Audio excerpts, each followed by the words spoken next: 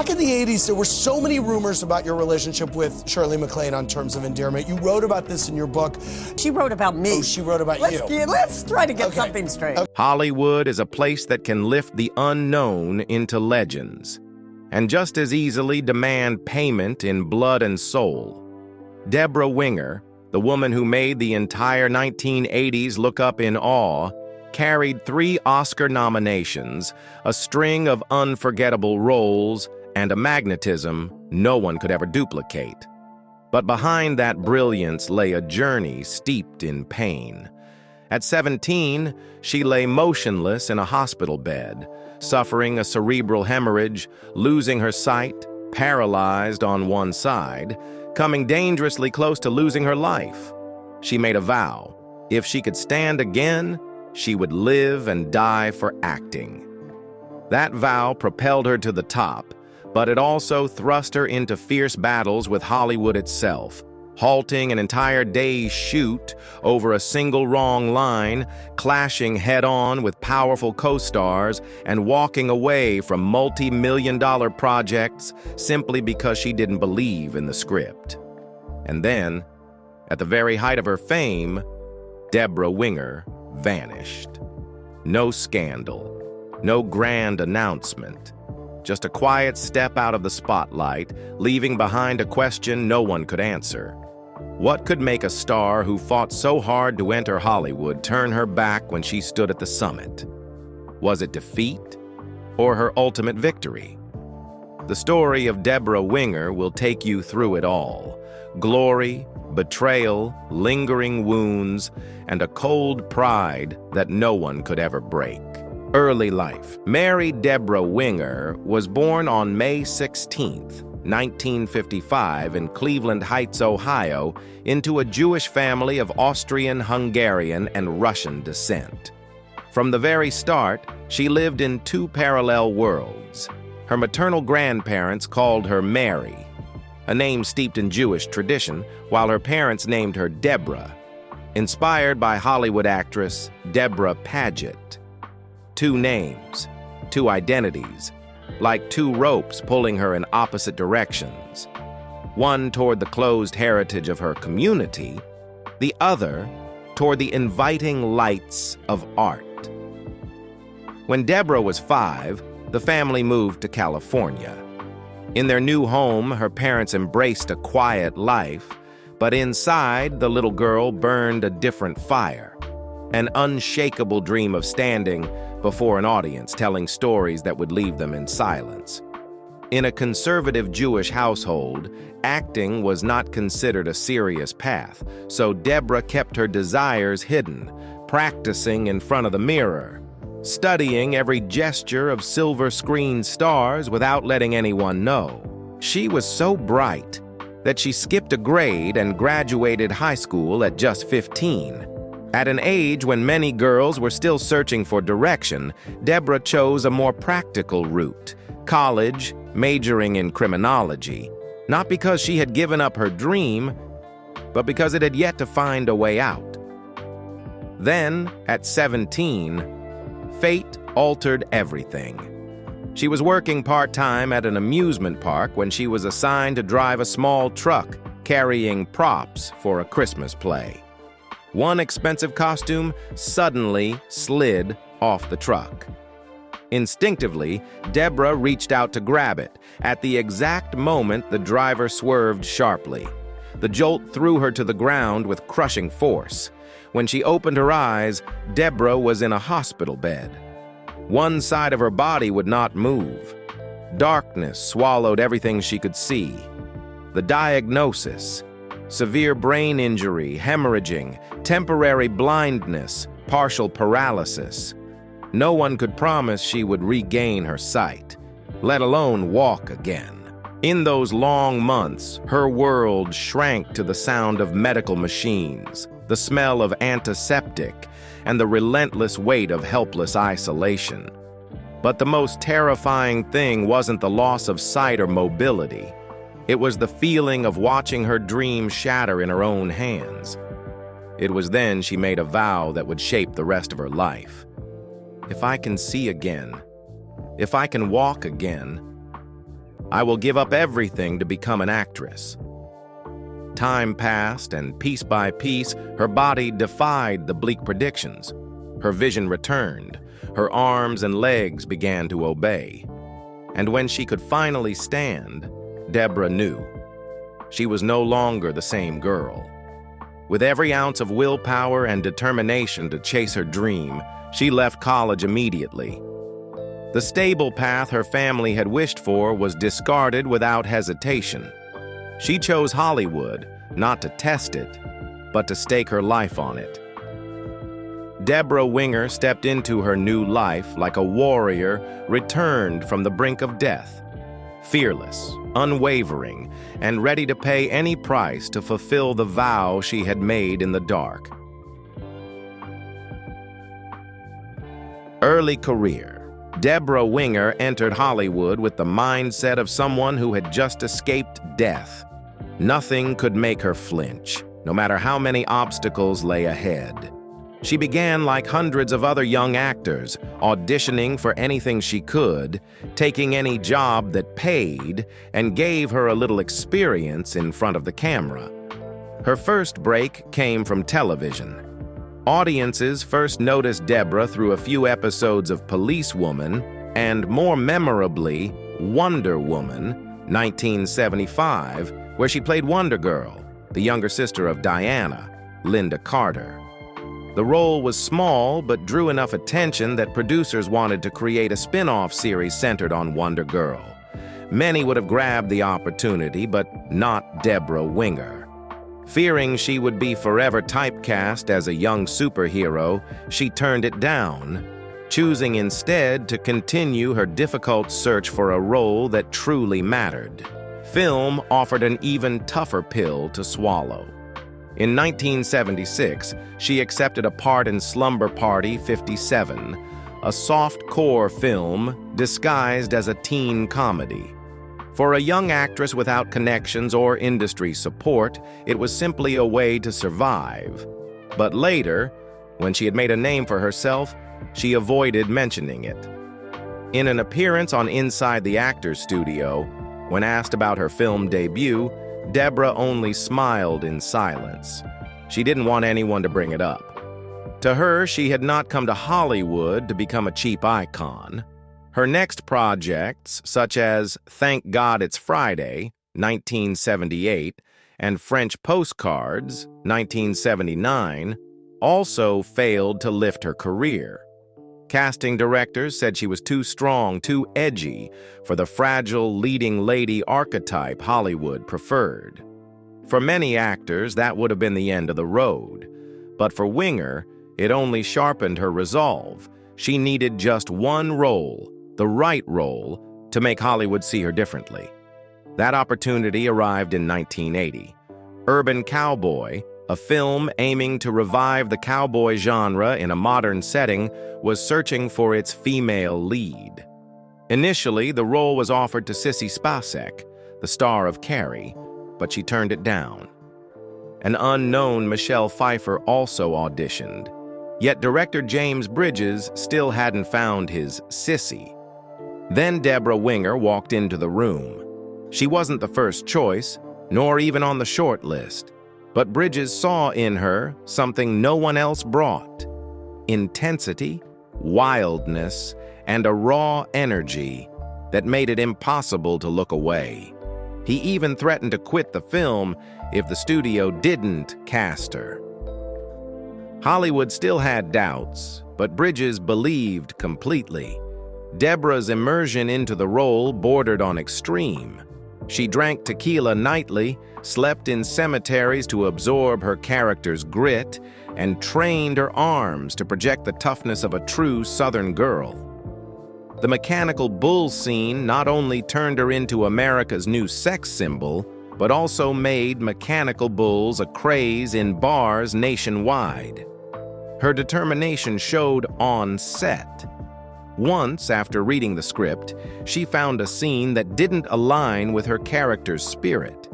Rather than let it pass, she demanded changes and was willing to halt an entire day of shooting to protect her choice.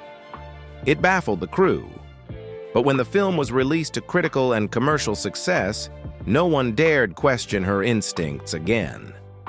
Urban Cowboy didn't just rescue Debra Winger's faltering career. It gave her something few young actresses ever possessed: the power to determine her own artistic destiny.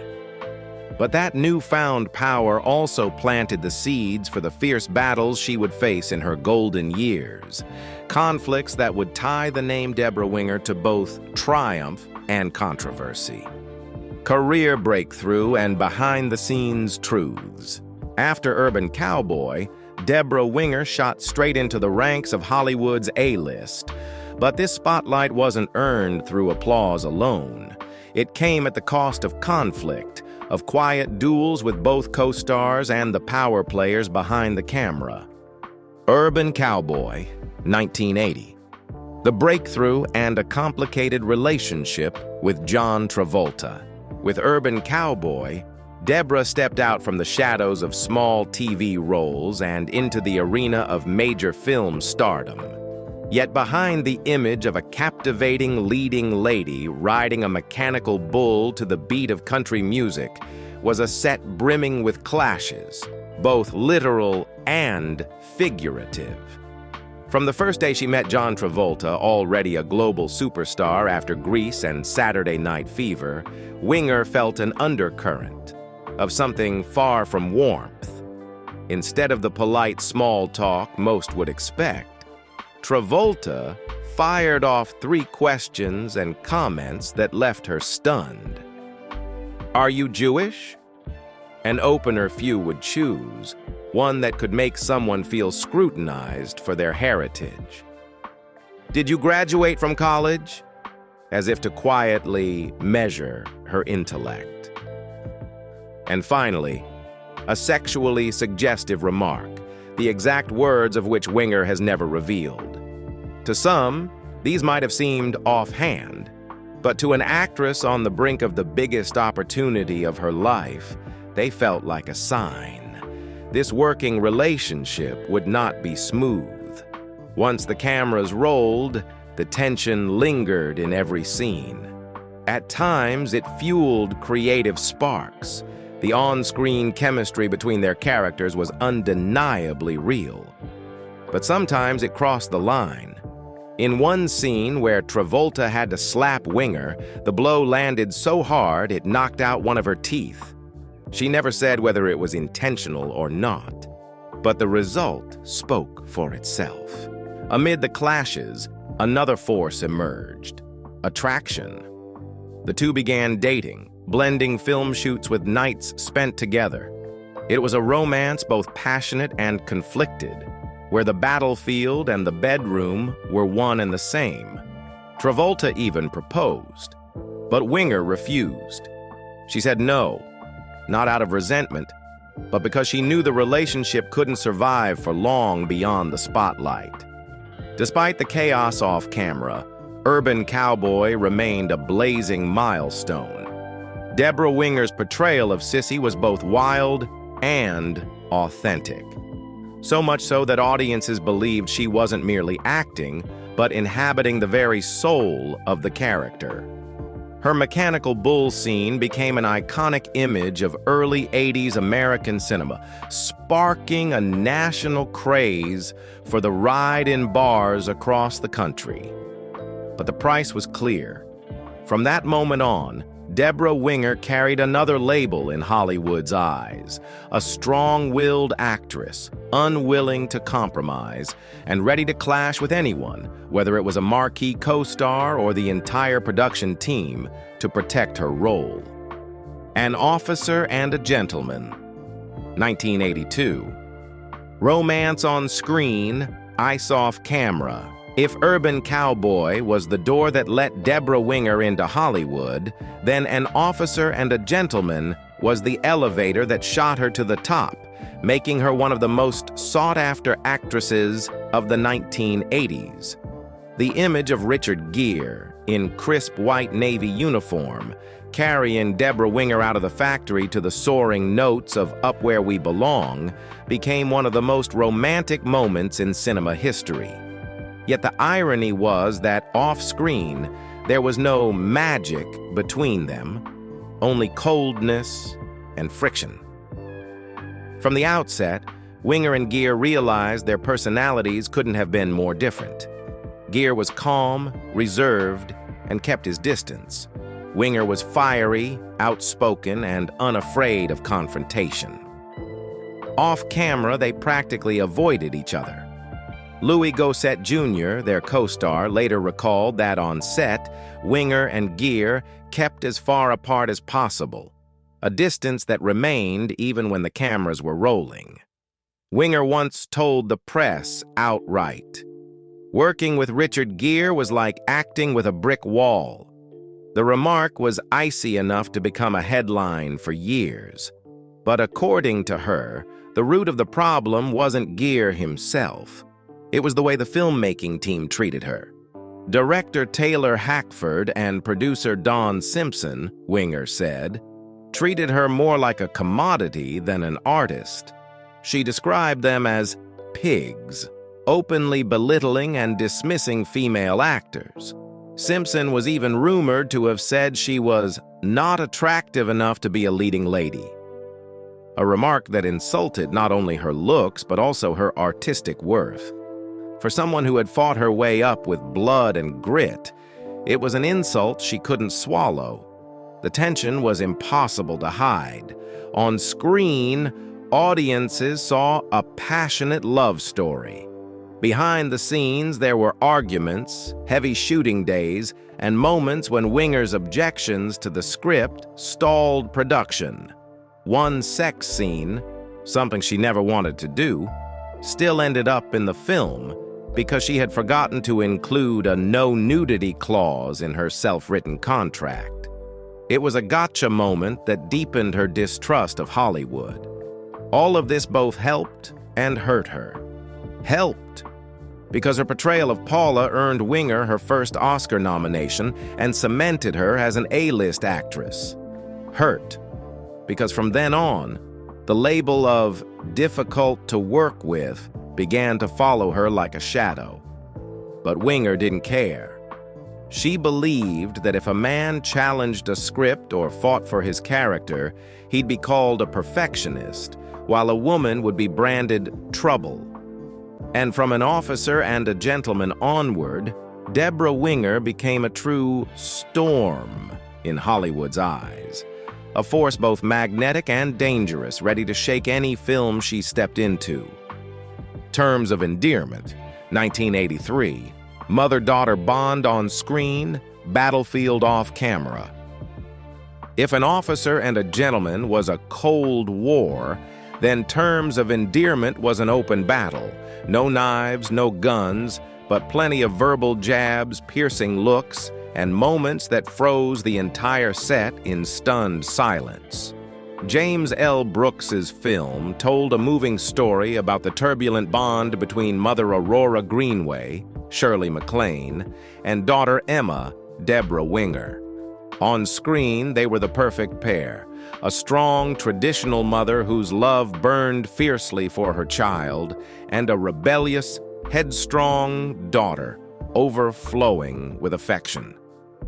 Off-screen, they didn't need to act to show real-life tension. From their very first meeting, the contrast was obvious. MacLaine was old-school Hollywood, elegant, glamorous, stepping onto set in fur coats and designer dresses as if headed to a Beverly Hills soiree. Winger was her complete opposite. Worn jacket, miniskirt, boots, messy hair, and a defiant gaze. One was calm and dignified, the other a wild flame that refused to bow. The friction escalated when their working styles collided. MacLaine was meticulous and by the book. Winger was impulsive, ready to change a line or her delivery at the last second before the cameras rolled. Once, as MacLaine prepared for a scene, Winger shouted, "Get over here!" meaning MacLaine needed to stand in the right spot for the camera. MacLaine coolly replied, "I know where to stand. I've been doing this long enough." Winger shot back with a finishing move. So does this count as hitting my mark? And promptly let out a loud fart right in front of McClane. The entire set fell silent, then tried to carry on as if nothing had happened. Director James L. Brooks later admitted, "No one really understood their relationship, not even them." At times, the tension was so intense that the crew thought they might actually be crazy. But that very oppositional energy made their on-screen mother-daughter relationship hauntingly real. In the end, Terms of Endearment became a box office smash, winning 5 Oscars, including Best Picture and Best Actress for Shirley MacLaine. When she stepped on stage to accept her award, MacLaine shouted the now famous line, "I deserve this," a statement half in jest, half like a dagger aimed at Winger, who had also been nominated but left empty-handed. For the public, it was a masterclass in performance from 2 of the most gifted actresses of their generation. But for Hollywood, it was yet another confirmation that Debra Winger was a ticking time bomb, capable of creating masterpieces, but just as capable of turning a set into a battlefield. A League of Their Own, 1992, Walking Away Because of Madonna. By the early 1990s, Debra Winger was an A-list star with 3 Oscar nominations, a top choice for leading roles. When Penny Marshall, the acclaimed director known for turning everyday stories into box office hits, set out to make A League of Their Own, a film about the Women's Professional Baseball League during World War II, the project promised to be iconic. And in its early stages, Debra Winger was its heart. She didn't just sign on to play Dottie Hinson, the film's central character. She spent months training with the Chicago Cubs, determined to become a true ball player. Winger didn't do things halfway. She changed her diet, committed to a rigorous training schedule, and perfected every throw and swing until they carried the weight of authenticity. This wasn't just another role. It was a chance to honor the women who had quietly made history. Then came the bombshell. Madonna, the reigning pop icon of the world, was joining the cast. For Penny Marshall and the studio, it was a golden opportunity to boost box office appeal. For Winger, it was a sign that the film was changing course. According to Winger, Madonna's casting turned the project from a meaningful historical drama into something like an Elvis movie, where music, glamour, and star power could overshadow the depth of the story. She believed that once audiences saw Madonna on screen, they would question whether the film was grounded in truth or merely a piece of entertainment. Without a drawn-out fight, Winger made her decision. She walked away. The move stunned the entire production. Gina Davis was swiftly brought in as her replacement, and the film went on to become a hit. Funny, inspiring, but just as Winger had predicted, lighter and more entertainment-driven than a serious historical epic.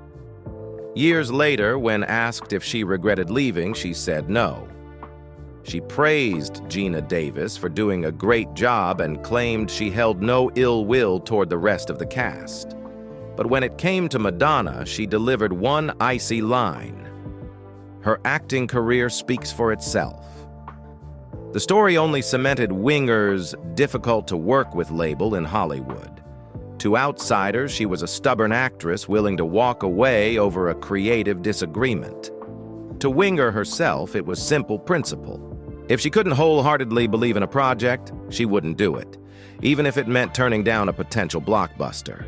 The behind-the-scenes stories gave Winger a thorny image in Hollywood. She admitted she was outspoken, but saw it as a natural reaction to an industry riddled with gender bias. If a man did the same thing, they'd call him a perfectionist. But when it's a woman, she's called difficult. James Bridges, the director of Urban Cowboy, once defended her. There had been a time when Winger objected to a scene so strongly that production shut down for an entire day. And after reviewing it, he realized she had been absolutely right. But in an industry that values compliance over conviction, the truth of right and wrong rarely matters. Personal life.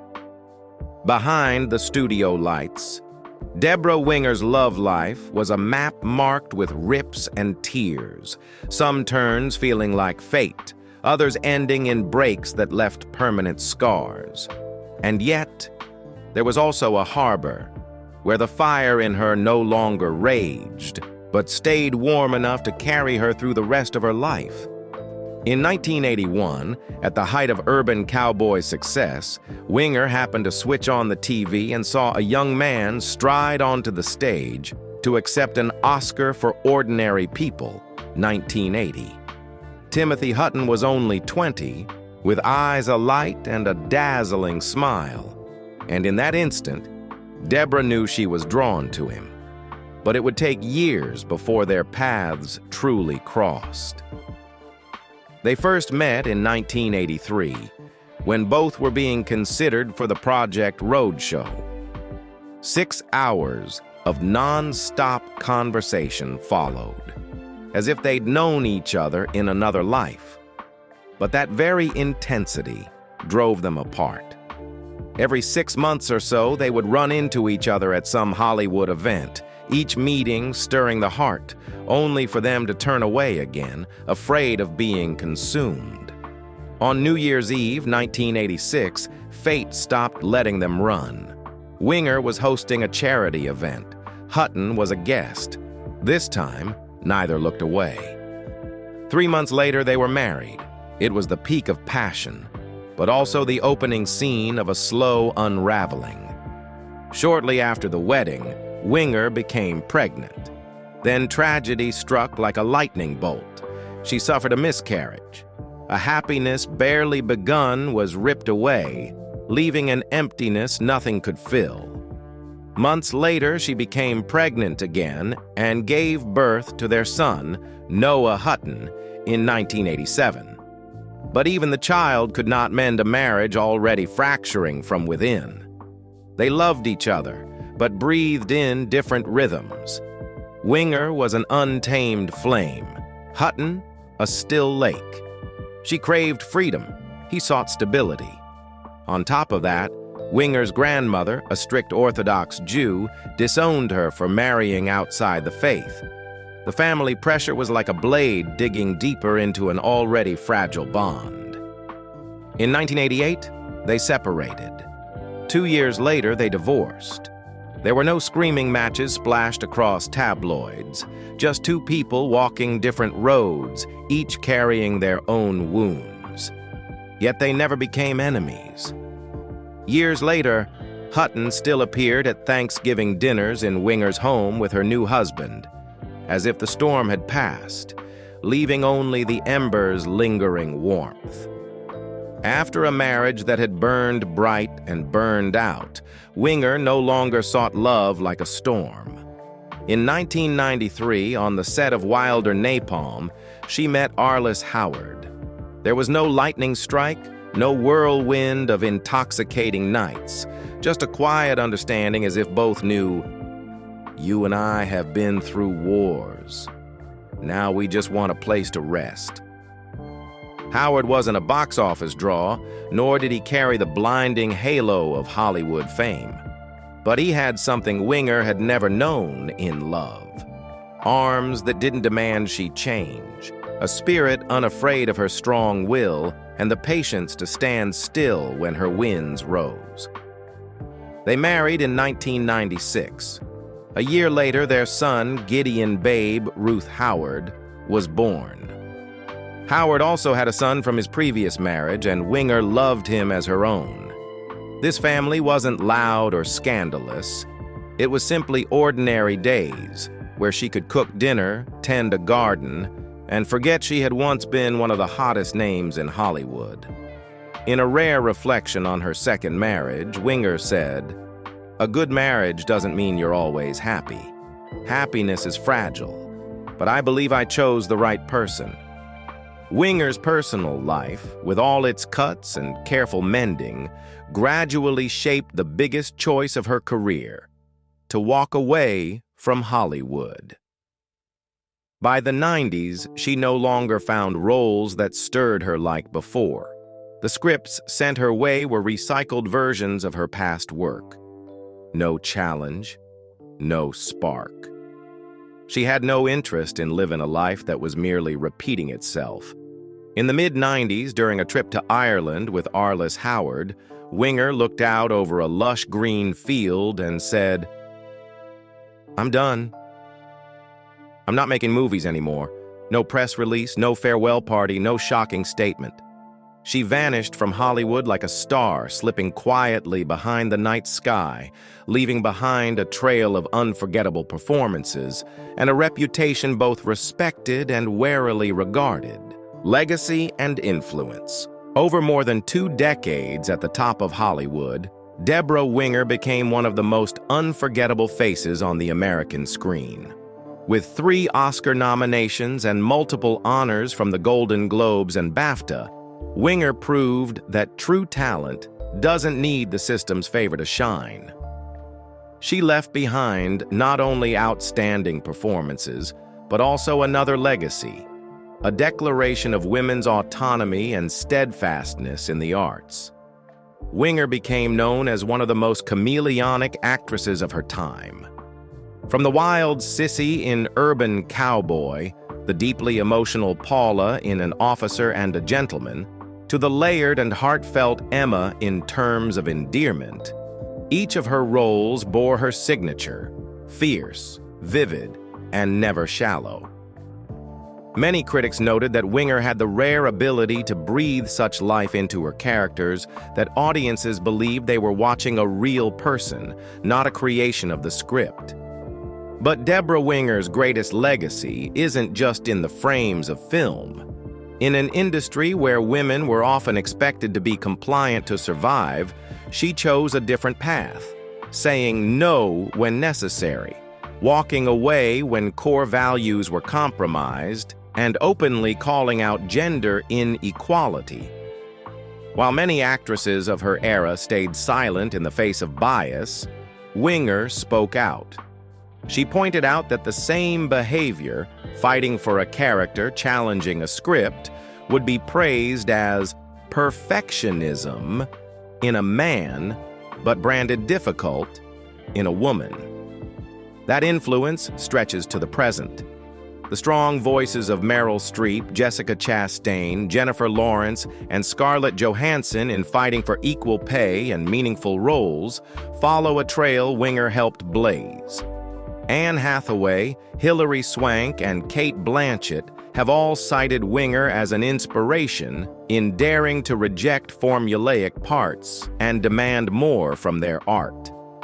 In 2002, Rosanna Arquette's documentary, Searching for Debra Winger, turned her name into a symbol of a broader issue: how Hollywood treats women after they turn 40. Although she wasn't involved in the film's production, Winger became its central figure, a living testament that a woman can walk away from the spotlight by choice rather than be pushed out. Today, even though she no longer appears on screen as often, every return, from The Lovers, 2017, to Kajillionaire, 2020, to The Ranch, 2016 to 2020, draws attention from both audiences and critics. People know that if Winger accepts a role, it isn't because of a lucrative contract, but because the part truly matters. Debra Winger chose to leave Hollywood while still at her peak, and that very choice made her an unconventional icon, a symbol of freedom, resolve, and loyalty to oneself. Her legacy is not just in the films she made, but in the lesson that sometimes an artist's greatest triumph is having the courage to walk away when the spotlight no longer holds meaning. Current life, Nearly 7 decades have passed since Debra Winger was born, and almost 30 years since she walked away from Hollywood at her peak. But every time she appears in public, she still makes people stop and look. No more dazzling gowns, no more flawless makeup. Winger steps into 69 with a different kind of beauty. The beauty of being entirely at ease with herself. In February 2024, at the New York premiere of Drive Away Dolls, many in the crowd didn't immediately recognize the woman with naturally silver curls, a loosely draped black blazer, wide-leg trousers, a blue shirt, and a softly patterned scarf. Her face, nearly bare of makeup, showed wrinkles unhidden, there as proof of a life fully lived, of a woman who no longer feels the need to fight time. Debra Winger no longer lives to please the camera. She chooses to be with her family, residing on a farm in New York with her husband, actor Arliss Howard, and their son, Gideon.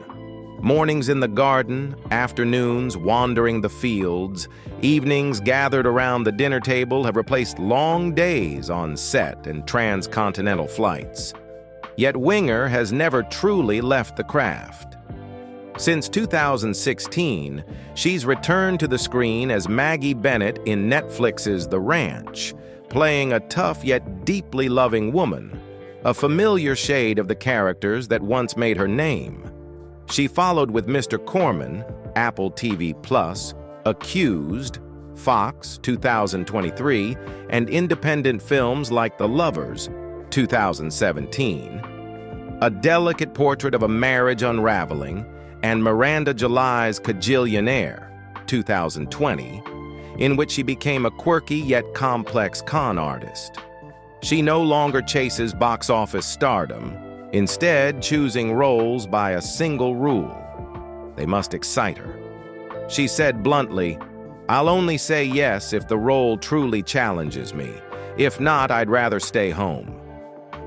And that's why audiences know, whenever Debra Winger appears on screen, it won't be a filler role, but a deliberate choice, carrying all the subtlety, experience, and depth she has gathered over a lifetime. Today, Debra Winger is no longer the 1980s sex symbol, nor the storm that once shook Hollywood. She is a woman who has weathered the most grueling turns of an acting career, dared to walk away when the spotlight lost its meaning, and found joy in the simplest things. For many, that might mark the end of a career.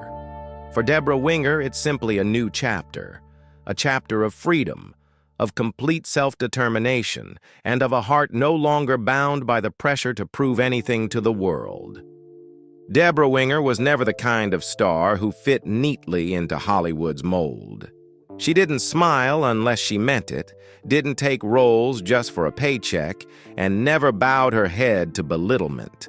She loved and left, fought and bled, stood at the very top, and walked away when everyone thought she would hold on.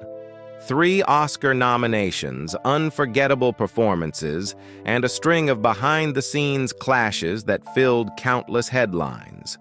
All of it forms a Debra Winger who was both luminous and uncompromising. She was once the storm that blew apart the image of the model 1980s leading lady, and also the difficult woman in the eyes of those who wanted every actress to be obedient. But perhaps Winger's greatest and bravest choice wasn't accepting roles in Urban Cowboy, An Officer and a Gentleman, or Terms of Endearment. It was the day she stood in the middle of a green field in Ireland, looked out into the open and told her husband, "I'm done. I'm not making movies anymore." Not because the offers had dried up, not because she had lost her skill, but because she no longer wanted to trade pieces of herself for something that no longer brought her joy. In a world where fame is clung to until the very last drop, Debra Winger chose to let go. And that is what truly set her apart. Today, as many younger actresses demand equality, reject formulaic roles, and openly stand up to Hollywood's most powerful forces, they walk a path Winger began carving decades ago. Hollywood may have left her off its current lists of brightest stars, but for those who remember her riding the mechanical bull in Urban Cowboy, being carried out of the factory in Richard Gere's arms, or sparring fiercely with Shirley MacLaine on screen, Debra Winger remains an icon, an artist who dared to live truthfully, even at the cost of all the glamour she once held in her hands. And perhaps that is her greatest victory. So what do you think of Debra Winger's choice to leave Hollywood? Was it a bittersweet sacrifice or a quiet triumph? Share your thoughts in the comments below so we can talk about it together.